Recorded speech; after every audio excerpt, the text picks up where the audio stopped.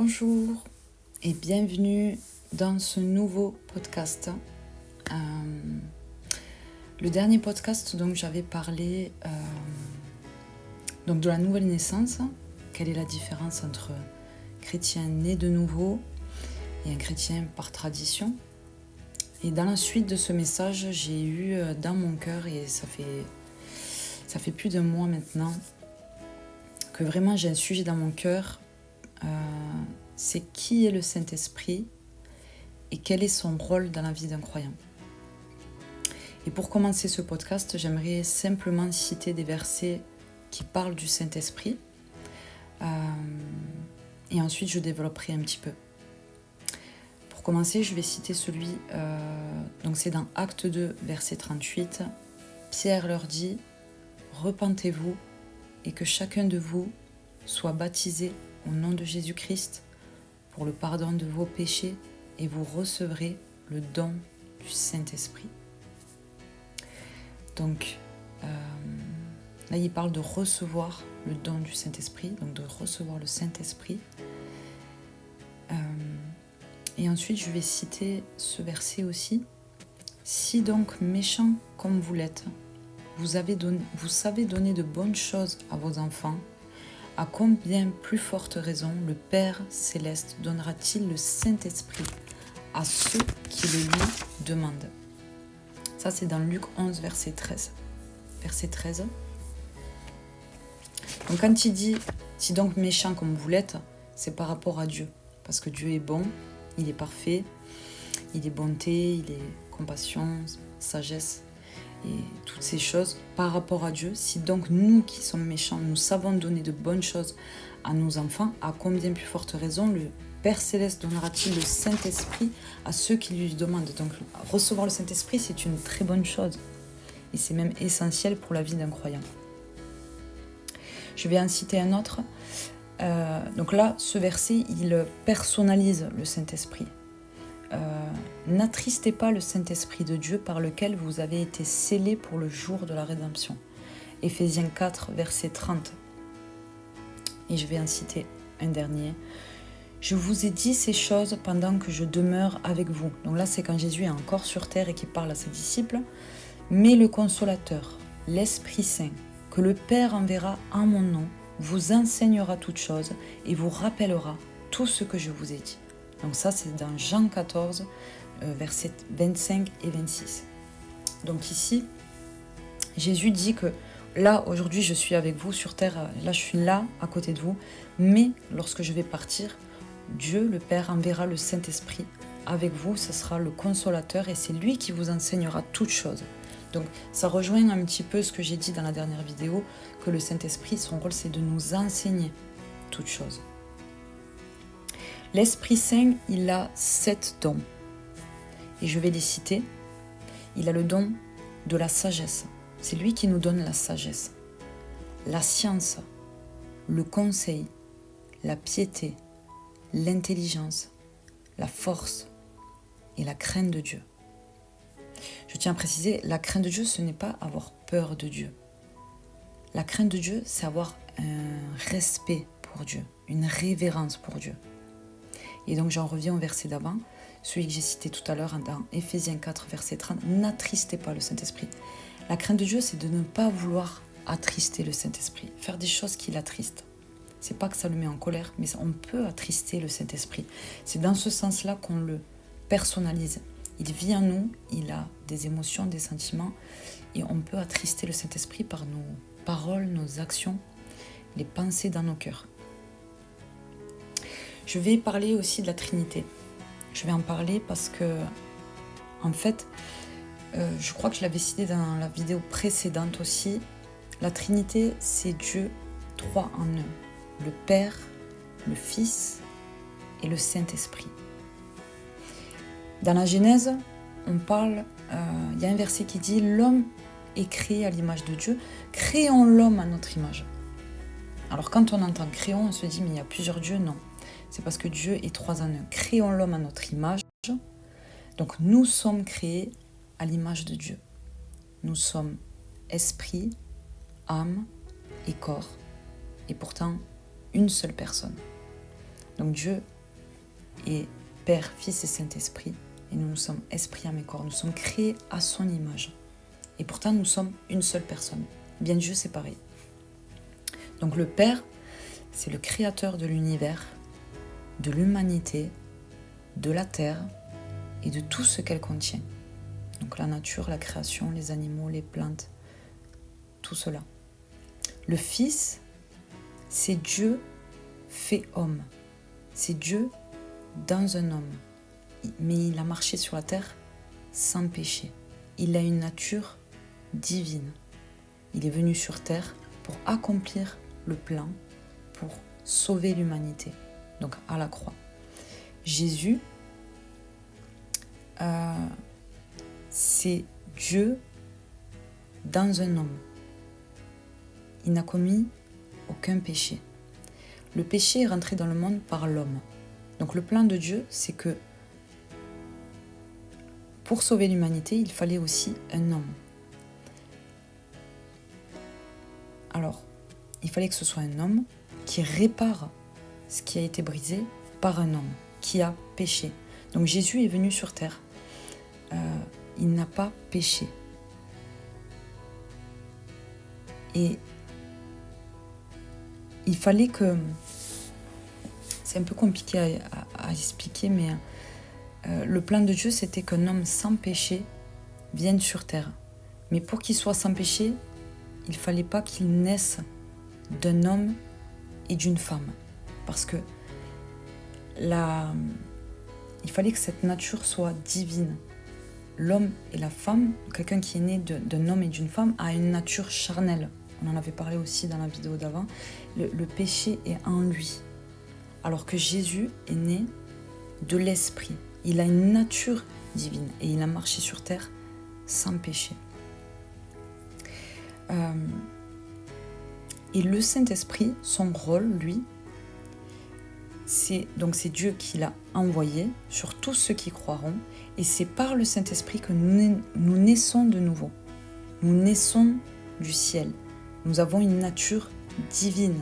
Donc, on passe d'une nature charnelle à une nature divine.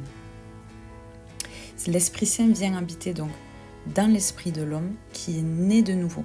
Donc, il change de nature, il passe d'une nature charnelle à une nature spirituelle. Le Saint-Esprit, on l'appelle le consolateur. Jésus dit, mais le consolateur viendra et vous enseignera toutes choses. Donc en grec, c'est paraklétos, le consolateur. Donc le Saint-Esprit, son rôle dans la vie d'un croyant, c'est de l'enseigner, de le consoler, de le conduire dans la vérité selon Dieu. Jésus il dit, je suis le chemin, la vérité. Donc Jésus est la vérité. Donc le Saint-Esprit, il enseigne, il console, il conduit dans la vérité, il glorifie Jésus, il rappelle sa parole, donc il nous rappelle la parole de Dieu. C'est un conseiller et c'est celui qui a les fruits de l'esprit. Le fruit de l'esprit, ça comporte plusieurs choses. Le fruit de l'esprit, c'est l'amour, c'est la paix, la joie, la patience, la bonté, la bénédicité, la fidélité. Ça, c'est ce que produit le Saint-Esprit en nous. Dans l'être spirituel, il produit cela. Le Saint-Esprit témoigne à notre esprit que nous sommes enfants de Dieu. Ça, c'est le Saint-Esprit aussi qui le fait. Il nous témoigne que nous appartenons à Dieu. On est comme scellés. Lorsqu'on reçoit le Saint-Esprit, on appartient à Dieu, on est scellé par Dieu. Je vais citer un verset qui parle de ce que fait le Saint-Esprit. Et quand il sera venu, donc le Saint-Esprit, il convaincra le monde en ce qui concerne le péché, la justice et le jugement. Ça, c'est le Saint-Esprit qui fait ça en nous. Ça, c'est dans Romains. Ça, c'est dans Jean 16, verset 8.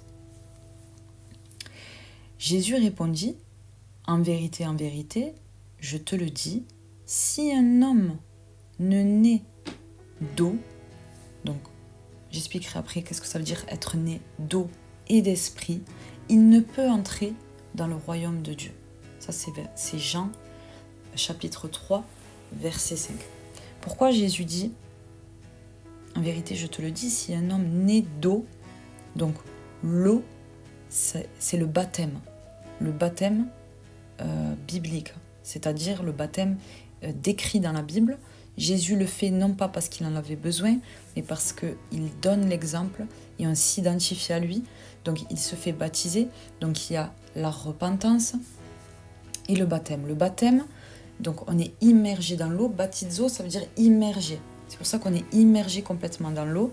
C'est un acte physique qui représente quelque chose de spirituel. On abandonne sa vie d'avant, on meurt à sa vie d'avant. Donc c'est symbolique lorsque nous sommes immergés dans l'eau et on ressuscite avec Christ, on ressort de l'eau, on marche en nouveauté de vie. Donc le baptême d'eau, donc si un homme ne naît d'eau, donc le baptême d'eau biblique de la Bible, et d'esprit, donc ça c'est la nouvelle naissance, c'est recevoir le Saint-Esprit, marcher avec le Saint-Esprit, il ne peut entrer dans le royaume de Dieu.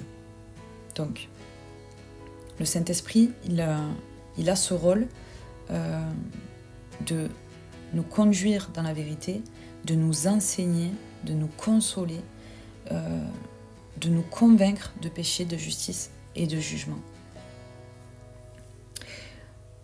Je rajoute un verset, « C'est mon esprit que je mettrai en vous. Ainsi, je vous ferai suivre mes prescriptions, garder et respecter mes règles. » Ça, c'est dans Ézéchiel 36, 27. Donc, c'est pour ça que j'ai parlé dans la vidéo d'avant du Saint-Esprit, de la nouvelle naissance, tout ça, parce que on ne peut pas... en fait, la vie d'un croyant qui est né de nouveau, c'est par le Saint-Esprit. C'est en rencontrant Dieu, on reçoit le Saint-Esprit et on marche avec le Saint-Esprit. En fait, c'est la base de la vie d'un croyant, c'est de marcher avec le Saint-Esprit. Il dit bien, c'est mon esprit que je mettrai en vous. Donc l'Esprit vit en nous, le Saint-Esprit vit en nous. Ainsi, je vous ferai suivre mes prescriptions, garder et respecter mes règles. Donc on a besoin du Saint-Esprit pour mener cette vie avec Dieu et avoir cette communion avec Dieu.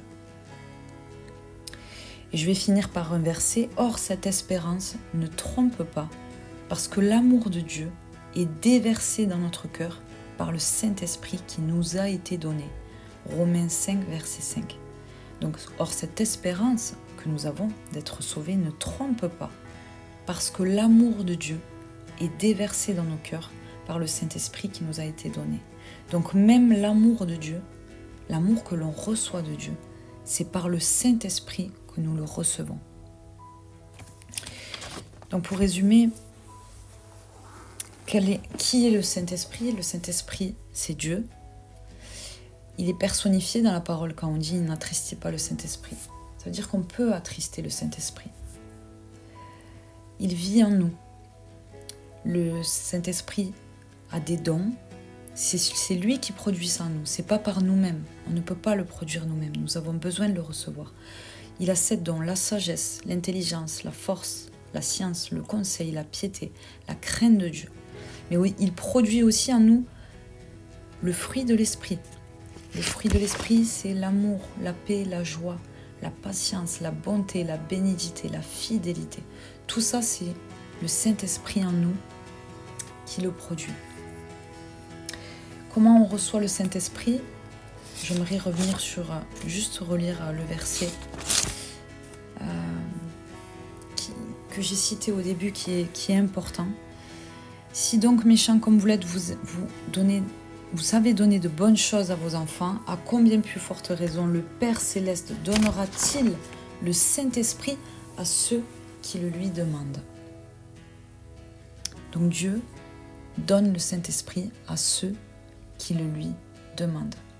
Si vous avez la foi, vous connaissez Jésus, vous priez, mais vous avez l'impression que vous l'avez pas encore reçu, le Saint-Esprit, eh bien vous pouvez le demander. Et par la foi, vous le recevez. Dieu le donne, Dieu le fait. C'est la base de la vie chrétienne, c'est de marcher avec le Saint-Esprit. C'est lui qui nous révèle l'amour de Dieu. C'est lui qui nous révèle le cœur de Dieu. C'est lui qui nous révèle qui est Dieu. C'est lui qui nous révèle la volonté de Dieu pour notre vie. C'est lui qui nous conseille, qui nous console, qui nous corrige aussi. Mais la correction de Dieu, ce n'est pas frapper, il ne nous frappe pas. La correction de Dieu, c'est une redirection. Il nous redirige, il nous remet sur le chemin qu'il a tracé pour nous. Dieu est bon et il donne le Saint-Esprit par grâce, par amour, parce que nous avons besoin du Saint-Esprit pour avoir cette communion avec Dieu, cette communication avec Dieu, cette relation intime avec Dieu. Il parle dans nos cœurs. On dit que le Saint-Esprit, il vit dans notre cœur. Il vit dans notre esprit, mais il vit aussi dans notre cœur. Dieu parle dans notre cœur. Il peut nous parler de tellement de manières. Dieu parle tantôt d'une façon et tantôt d'une autre. Et l'homme n'y prend point garde. Il peut nous parler par des rêves, par une chanson, une louange qu'il met dans notre tête. Il peut nous parler à travers quelqu'un, même parfois qui n'est pas croyant. Dieu fait comme il veut, mais Dieu nous parle. Dieu veut, et ce que Dieu veut le plus au monde, c'est d'avoir une relation avec nous. C'est vraiment ça. Dieu nous aime tellement. Alors, je vous encourage. Peu importe votre background, je vous dis, j'étais une teufeuse, moi. J'étais dans la drogue, j'étais dans la luxure, dans la débauche, dans toutes ces choses. Et pourtant, Dieu m'a touchée. Et je ne suis pas exceptionnelle. Je ne suis pas plus qu'une autre. Mais Dieu veut que tout le monde soit sauvé. Que tout le monde connaisse son amour et la révélation de son amour. Et c'est par le Saint-Esprit qu'il le fait. Alors, je prie vraiment de tout mon cœur que chaque personne qui écoute ce podcast puisse chercher Dieu et lui demander de se révéler à lui, de recevoir le Saint-Esprit pour marcher avec lui, marcher en nouveauté de vie, marcher dans l'intimité avec le Seigneur, avoir une relation avec lui, avoir des révélations de qui il est. Et Dieu est tellement grand et on n'a pas assez, je crois, de toute une vie pour voir toutes les facettes de Dieu, mais vraiment, venez et goûtez combien Dieu est bon. Venez et goûtez combien Dieu est bon. Il y a un verset qui dit « Mieux vaut un jour dans tes parvis que 1000 ailleurs. » Mieux vaut un jour dans la présence de Dieu que 1000 ailleurs. Et tout ce qu'on cherche en dehors de Dieu, c'est parce qu'on a besoin d'être comblé. Mais en vérité, c'est Dieu qu'on cherche. C'est lui. Alors peut-être que le mot Dieu a été galvaudé, mais il n'est pas son nom. Il est bien plus grand que ça. Voilà les amis, je vais m'arrêter là parce que je pourrais en parler pendant des heures, mais vraiment je vous encourage. Peu importe d'où vous venez, peu importe l'arrière-plan, peu importe votre situation, venez vers Dieu. Il vous attend, comme un père. Comme un père qui attend à la fenêtre, qui attend que son enfant rentre à la maison. Il vous attend et il vous aime. Voilà, je vais vous laisser sur ces derniers mots. Dieu vous aime et j'espère que ça vous a béni, ce que je vous ai partagé aujourd'hui. Soyez bénis et à bientôt. Ciao, ciao.